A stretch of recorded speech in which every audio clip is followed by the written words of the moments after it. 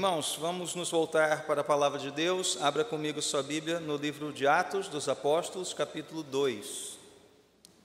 Atos 2.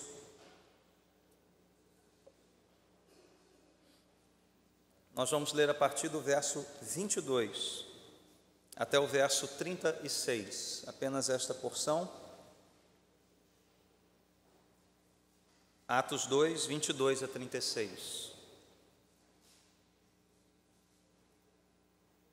Como nós dissemos domingo passado, esta não é uma série expositiva, como normalmente fazemos aqui na Catedral. Eu estou trazendo alguns textos, a partir dos quais nós vamos meditar sobre temas importantes, todos eles relacionados à pessoa de Jesus Cristo, voltando a este fundamento da nossa fé. Então diz assim, Atos 2, a partir do verso 22. Israelitas, ouçam estas palavras. Jesus de Nazaré foi aprovado por Deus diante de vocês por meio de milagres, maravilhas e sinais que Deus fez entre vocês por intermédio dele, como vocês mesmos sabem. Este homem foi entregue por propósito determinado e pré-conhecimento de Deus. E vocês, com a ajuda de homens perversos, o mataram pregando-o na cruz. Mas Deus o ressuscitou dos mortos, rompendo os laços da morte, porque era impossível que a morte o retivesse. A respeito dele disse Davi: eu sempre vi o Senhor diante de mim, porque ele está à minha direita, não serei abalado.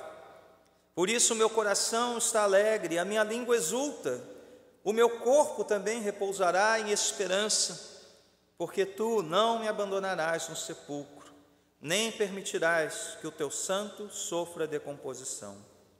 Tu me fizeste conhecer os caminhos da vida e me encherás de alegria na tua presença. Irmãos, posso dizer com franqueza que o patriarca Davi morreu e foi sepultado, e o seu túmulo está entre nós até o dia de hoje. Mas ele era profeta e sabia que Deus lhe prometera sob juramento que poria um dos seus descendentes no trono.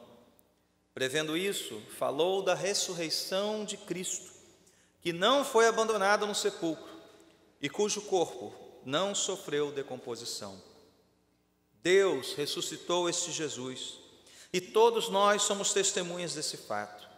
Exaltado à direita de Deus, ele recebeu do Pai o Espírito Santo prometido e derramou o que vocês agora veem e ouvem. Pois Davi não subiu aos céus, mas ele mesmo declarou: o Senhor disse ao meu Senhor: senta-te à minha direita, até que eu ponha os teus inimigos como estrado para os teus pés. Portanto, que todo Israel fique certo disto: este Jesus, a quem vocês crucificaram, Deus o fez Senhor e Cristo. Que Deus nos abençoe nesta meditação matinal. Quem é Jesus? Essa é a pergunta que nós estamos respondendo ao longo do Advento. E como eu disse na semana passada, não menospreze a simplicidade desta pergunta. Porque se só Jesus salva, se Jesus é o fundamento da nossa fé, a pergunta mais importante que todos aqui devem responder é: quem é este Jesus revelado nas Escrituras Sagradas? E para isso, ainda que não esgote tudo aquilo que nós podemos falar a respeito de Jesus, nós escolhemos 4 dos seus títulos mais conhecidos. Na semana passada nós meditamos sobre Jesus, o Cristo, o ungido de Deus, o escolhido de Deus para ser profeta, rei, sacerdote. O profeta, o sumo sacerdote, o grande rei, esperado, aguardado desde o Antigo Testamento. Então, crianças, para que vocês tenham as suas 4 folhinhas do Advento assim bem ordenadas, vamos dividi-la em 4 partes. E na primeira parte você vai repetir o que você fez na folhinha passada, ou seja, fazer um ponto de interrogação estilizado, bem bonito, do seu jeito, e escrever a pergunta: quem é Jesus? Nós vamos respondê-la hoje com um outro título. Hoje nós vamos falar sobre o título que Pedro usou aqui ao final do seu sermão: Deus o fez Senhor. Senhor. Este título, Senhor, ele é usado 715 vezes no Novo Testamento. É o título mais usado pelos autores do Novo Testamento para se referir a Jesus Cristo. Então é importante que nós nos perguntemos o que significa dizer que Jesus é o Senhor. E quais são as implicações de nós afirmarmos que Jesus Cristo é o Senhor? Quando Pedro se referiu a ele como o Senhor, aquele a quem Deus constituiu como Senhor, o que Pedro tinha em mente? Como apóstolo de Cristo, mas também como herdeiro de toda uma tradição do Antigo Testamento, de toda uma revelação do Antigo Testamento. Então, a primeira parte da nossa resposta é a seguinte: eu quero que vocês imaginem o contexto de Pedro. Vamos entrar aqui primeiramente nesse contexto de Atos dos Apóstolos e imaginem comigo um general com inúmeras condecorações, aquele homem que anda até assim, né, de lado, tanta medalha que tem, né? Ou às vezes encurvado assim, cheio de condecorações, e ele está na parada militar recebendo da sua tropa a continência, né, a devida reverência militar expressa na continência. Agora imaginem que parte dessa tropa, uma tropa de soldados, preste continência não àquele general condecorado, àquela autoridade, mas sim a um outro soldado, alguém que não tinha nada em si para aparecer ou para chamar a atenção, e parte daquela tropa começa a prestar-se e voltar e bater continência para esse soldado. Ora, isso não seria apenas algo inesperado, isso seria algo punível. Imediatamente aquela tropa seria presa e, se houvesse corte marcial, levada à corte marcial. Agora pense comigo que na época de Pedro, este título, Senhor, Curios, né? É com U, né? Curios, em grego, era o título de referência do imperador romano, do general. Ele era chamado de Senhor. E a quem ele constituísse como autoridade que o representasse, também era chamado de Senhor. E somente eles tinham esse título. Agora imagine que alguns judeus, lá daquele canto da Palestina, lá em Jerusalém, estavam dizendo que agora um tal de Jesus, um nazareno, que dias atrás havia sido crucificado, este sim era o Curios, o Senhor. E esses judeus levavam isso tão a sério, mas tão a sério, que qualquer ato de reverência ao imperador romano ou alguma autoridade constituída por ele era considerado uma traição ao seu Senhor.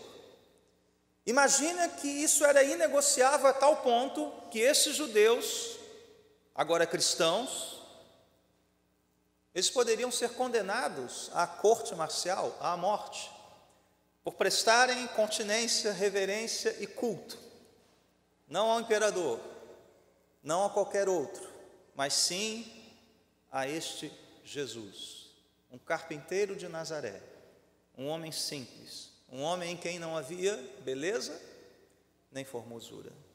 Imagine o que representava isso na época. Mas a fala de Pedro não causou espanto apenas aos romanos, causou um espanto talvez até maior aos judeus. Aqueles judeus, aqueles moradores de Jerusalém principalmente, que é onde nós estamos aqui em Atos, que não reconheciam Jesus como Senhor. E por quê? Porque o que Pedro está fazendo aqui por meio do seu sermão, e o que os autores do Novo Testamento vão fazer ao usar o título Senhor para se referirem a Cristo, é simplesmente traduzir para o grego comum aquela palavra hebraica do Antigo Testamento que designava Javé, o Senhor, o próprio Deus. Criador, Redentor de Israel, Libertador de Israel. Veja que Pedro usa aqui duas referências bíblicas do Antigo Testamento, onde aparecem as palavras Senhor, e ele está dizendo, este Senhor, sobre quem Davi falava, e Davi falava não como a um igual, mas como o Senhor, este Senhor é Jesus, a quem Deus constituiu como tal.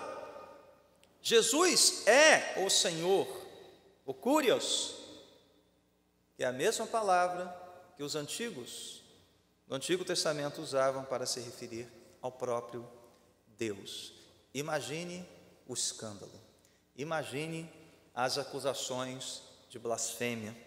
Então, crianças, na segunda parte da sua folhinha, você vai desenhar aquilo que é próprio de um senhor, um trono, pode ser de lado, pode ser de frente, pode ser enfeitadão, pode ser simples, mas um trono. E vai escrever embaixo dele, Jesus é o Senhor. Então, irmãos, o que Pedro está dizendo é que esse Jesus é maior do que o imperador de Roma, porque esse Jesus, ele é Deus, e ele exerce todas as prerrogativas do próprio Deus. Veja que, pela quantidade de vezes que isso aparece no Novo Testamento, isso deve despertar a nossa atenção. E muitas das referências usadas no Novo Testamento, que tratam Jesus como Senhor, elas têm como base o Antigo Testamento, o que é uma prova irrefutável de que os autores do Novo Testamento tinham Jesus Cristo como Deus de Deus, luz de luz, como dizia o antigo credo. Deus como Pai é Deus e como Espírito é Deus. Vou dar dois exemplos aqui para nós entendermos essa evidência. O apóstolo Paulo diz, lá em Romanos, que todo aquele que confessar, e qual é a confissão que ele coloca ali? Que Jesus Cristo é o Senhor, e no seu coração crê, que Deus o ressuscitou dos mortos, este será salvo. Então, a confissão de Cristo como Senhor é condição de salvação. E qual é o fundamento que Paulo usa para defender esta tese? Ele cita o Antigo Testamento, ele cita o livro do profeta Joel. E Joel diz que aquele que invocar o nome do Senhor será salvo. Ora, quem invocar o nome do Senhor, que Senhor é esse de Joel? O Deus Criador, o Deus de Moisés, de Abraão, de Jacó, de Isaac. E Paulo está dizendo, este mesmo Senhor sobre quem Joel falou é Jesus, ele agora tem um nome próprio, Jesus é o Senhor. Portanto, a confissão, a invocação de Jesus como Senhor leva o homem à salvação. Uma outra, ainda em Paulo, que é quem mais usa esse título, mais de 200 vezes aparece nas cartas paulinas. Os antigos profetas diziam algo a respeito, anteviam o chamado dia do Senhor. Lembram disso? Lembram dessa expressão? O dia do Senhor será um dia terrível, de trevas, mas também de redenção. Pois bem, como é que o dia do Senhor aparece no Novo Testamento? Sabe qual é a expressão? O dia de Cristo. O dia do Senhor Jesus Cristo. O que o autor, o que Paulo em especial está fazendo? Aquele Senhor do dia do Senhor do Antigo Testamento, agora tem nome, Jesus, é o dia de Cristo que nós esperamos. Mas será que os apóstolos olharam só para o Antigo Testamento? Ou será que Jesus confirmou esse título para si mesmo? Ainda que boa parte das ocorrências do Senhor apareçam nos escritos apostólicos, e Jesus não usava muito esse título para si, nós vamos ver que ele usava o Filho do Homem, domingo que vem nós vamos falar sobre isso. Ele deixou, digamos assim, escapar algumas referências ao título Senhor. Quando ao final do Sermão do Monte, por exemplo, ele diz, olha, naquele dia, muitos me dirão, Senhor, Senhor, e eu direi a eles, eu não conheço vocês. Me dirão. Ele não, percebam, ele não disse, muitos dirão, ao meu Pai. Não, muitos me dirão. Ele está se colocando como o Senhor que irá julgar no fim da história. Certa ocasião, ele disse a respeito de si mesmo que ele era Senhor do sábado. Portanto, Jesus confirmou, embora não usasse muito esse título para si, mas ele confirmou que ele era o Senhor. E não apenas falou, ainda que poucas vezes, mas demonstrou muitas e muitas vezes que exercia as prerrogativas divinas, as prerrogativas do Senhor do Antigo Testamento. Como? Ao curar enfermos, ao dar ordem à natureza. Uma clara referência a si como o Criador e sustentador de todas as coisas. E talvez aqui tivesse causado maior escândalo e perplexidade. Ele podia dizer: teus pecados estão perdoados. E só Deus poderia perdoar pecados. Então Jesus não apenas falou, ainda que poucas vezes, mas demonstrou ser ele o Senhor. Então, meus irmãos, o que Pedro está anunciando aqui, ao final dessa parte do seu sermão, tornou-se a confissão primordial, fundamental da igreja primitiva. Jesus é o Senhor. E eu tenho a impressão que isso se esvaziou um pouquinho. Hoje nós vemos isso talvez em qualquer adesivo de carro, até na placa de alguns arraiais, enfim, né? Que a gente fica meio em dúvida se realmente consideram Jesus como Senhor. Então é importante nós nos perguntarmos não apenas o que isso significou para Pedro, não de onde isso veio, não o que isso causou naquele contexto em Atos, mas quais são as implicações para nós hoje. Porque esta continua sendo a confissão da igreja. Aquele que confessa que Cristo é o Senhor, ele é um cristão. Então veja, essa confissão distingue os que creem dos que não creem. Pois, como disse Paulo, só pelo Espírito nós podemos dizer de maneira clara, certa, que Jesus é o Senhor. É o único Senhor.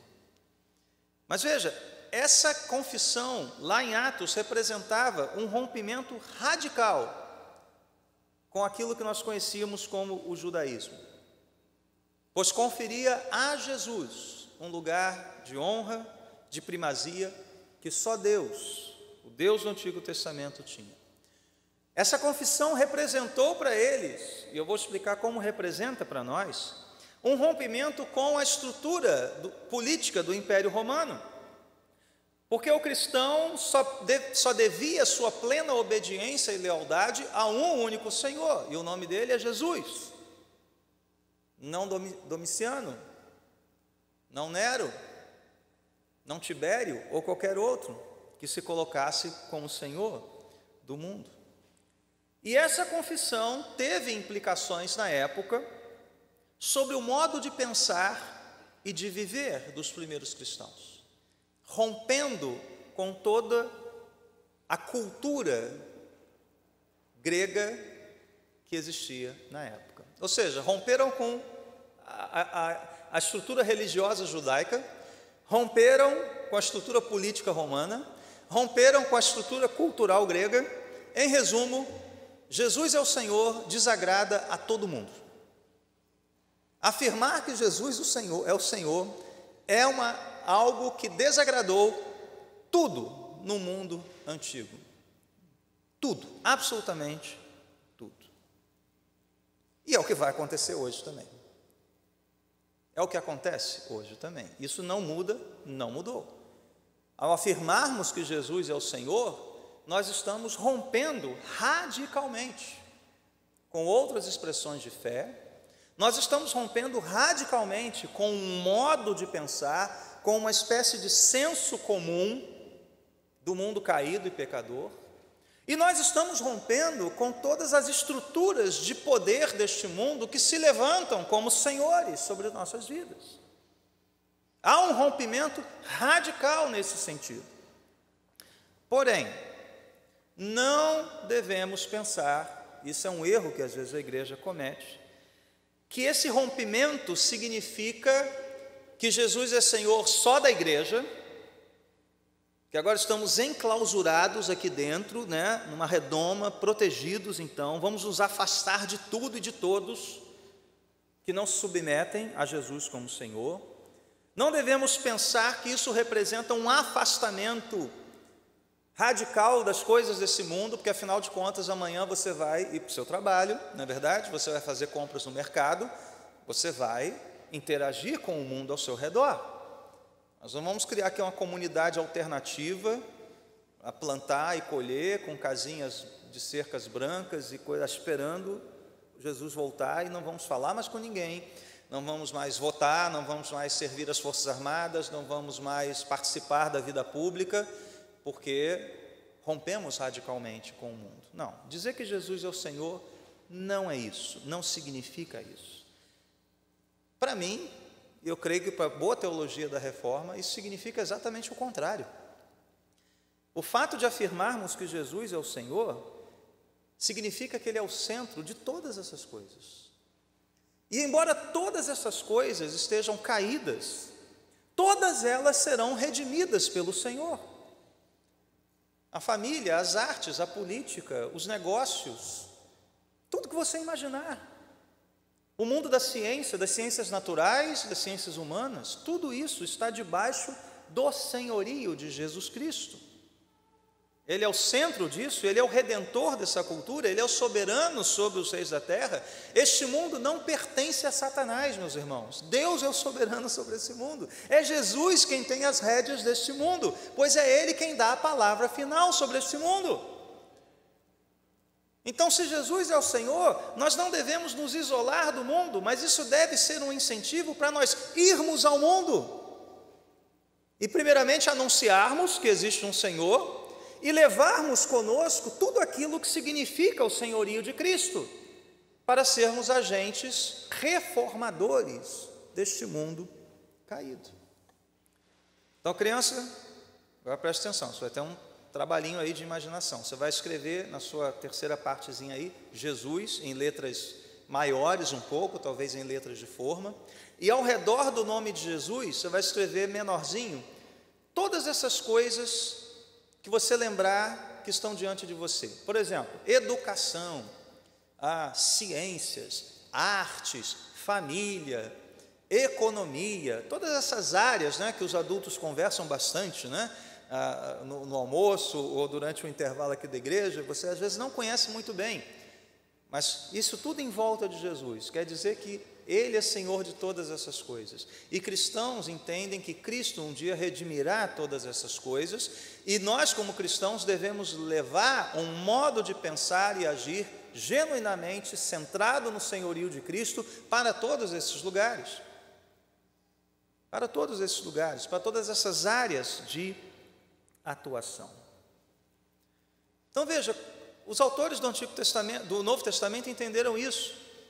Embora os cristãos não prestassem culto ao imperador, eles eram exortados a obedecer às autoridades, a fazer o bem àqueles que os perseguiam. Eles eram animados a viver a vida normal, a vida do lar, a vida do trabalho, sabendo que Cristo era o Senhor daquilo tudo, e que em caso de conflito, na sua obediência e lealdade, eles sabiam a quem deviam prestar contas. Os cristãos no Novo Testamento eram encorajados e instruídos a fazer o bom uso da cultura ao seu redor, e não desprezar completamente aquilo que a Grécia, ou Roma, ou qualquer outro povo produziu por ser pagão, mas examinar vestígios da verdade, da beleza, da bondade de Deus em cada uma dessas coisas, e levando tudo isso a Cristo, para redimir, mas também para filtrar, para ter um parâmetro, um padrão de como apreciar essas coisas. Então, irmãos, quando afirmamos que Jesus é o Senhor, Nós não estamos dizendo que Ele é o Senhor da minha religião ou sequer da minha igreja, mas que Ele é o Senhor de tudo o que vemos, de tudo o que fazemos, pois é Ele quem comanda de forma exclusiva todas as áreas da nossa vida e tudo o que está ao nosso redor. E ao mesmo tempo, esta é uma afirmação que se coloca em oposição a qualquer homem, partido, associação, ideologia, filosofia que queira a nossa lealdade. Quando alguém se levanta exigindo a sua lealdade, você sabe o que responder. Jesus é o meu Senhor. Jesus é o meu único Senhor. Então ninguém deve ter a palavra final sobre a nossa vida. Ninguém e nada, nenhuma produção humana pode guiar o nosso pensamento, pois ele está cativo a Cristo. E se ele está cativo a Cristo, ele obedece a Cristo. E Cristo é o prumo, o cânon, o padrão, o filtro para nós examinarmos toda a vida ao nosso redor, toda a cultura ao nosso redor, todo o trabalho humano ao nosso redor. Mas isso não é tudo. E crianças, vocês vão fechar como nós fechamos também no domingo passado. Você vai desenhar uma cruz e vai escrever embaixo dela: o Senhor se fez servo. O Senhor se fez servo. E esse é o testemunho do Evangelho. Esse é o testemunho do Novo Testamento. Aquele que é Senhor, aquele que sempre foi Senhor, aquele que habitava em glória, Senhor como o Pai é Senhor, como o Espírito é Senhor, Deus como o Pai é Deus, como o Espírito é Deus. O Senhor se fez servo. Aquele que já tinha toda a autoridade nos céus e na terra, ele se submeteu ao sofrimento, à humilhação, ele se submeteu ao crescimento humano. Jesus poderia ter vindo a este mundo como um homem formado, aparecido na história já como um homem formado e executasse então o plano redentor de Deus? Sim, mas isso redimiria a vida humana por completo? Não.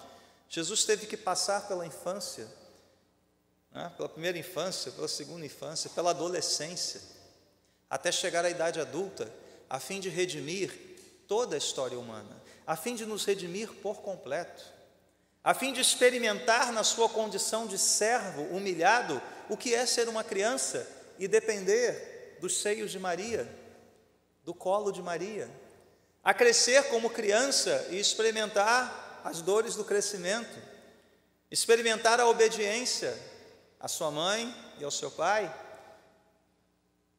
tocar a madeira rude da carpintaria, crescer como um homem e andar neste mundo a fim de que homens, mulheres, adultos, crianças, jovens, anciãos fossem redimidos. Isso fez parte da sua humilhação.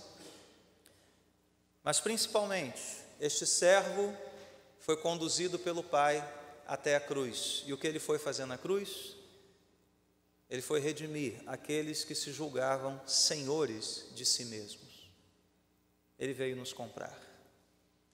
O Senhor se fez servo e se humilhou, a fim de nos destronar, a fim de tirar do nosso coração esse desejo orgulhoso, rebelde, pecador, de sermos senhores de nós mesmos. Ao confessarmos que Cristo é o Senhor, nós estamos confessando que nós somos servos dele, escravos de Cristo, como Paulo se definiu. Quando Paulo diz que era servo de Jesus, ele usa a palavra para escravo. Eu estou acorrentado, eu estou algemado por Jesus Cristo, mas um algemado liberto, um servo livre, livre do pecado, livre da condenação, livre da morte, livre para amar verdadeiramente, livre para se entregar ao próximo de maneira integral, livre para pensar como Deus quer que pensemos, livre para trabalhar como Deus quer que trabalhemos, servos plenamente libertos pelo Senhor Jesus Cristo, aquele que quebrou os vis grilhões que nos acorrentavam. Então, meus irmãos, Jesus é o seu Senhor, Ele é o seu único Senhor, você é servo dEle, você se submete somente a Ele. Se você ainda não o tem como Senhor, isso é condição para que Ele seja também o seu Salvador, pois todo aquele que invocar o nome do Senhor será salvo. Não deixe isso passar desta manhã. Renda-se a Ele, renda o seu coração a Ele. Vamos orar?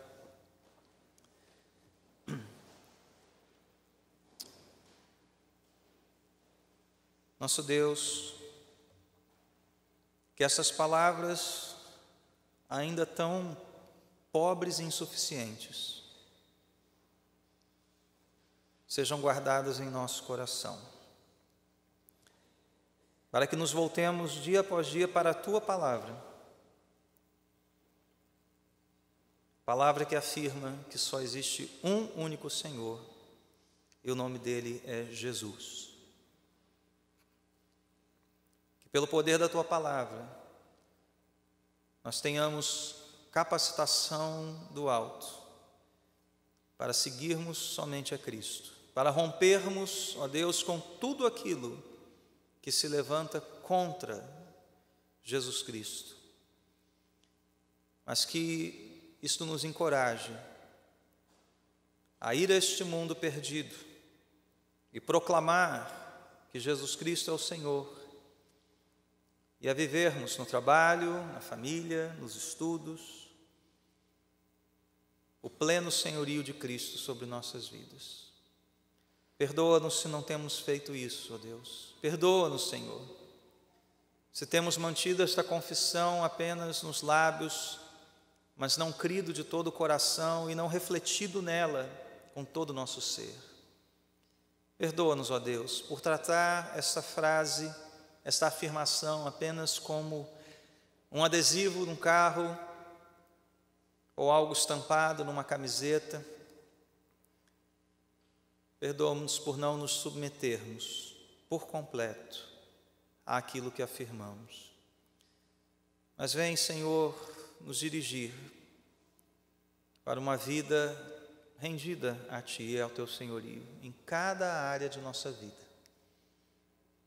Assim oramos nesta manhã, agradecidos pela Tua palavra, no nome do Senhor Jesus Cristo. Amém.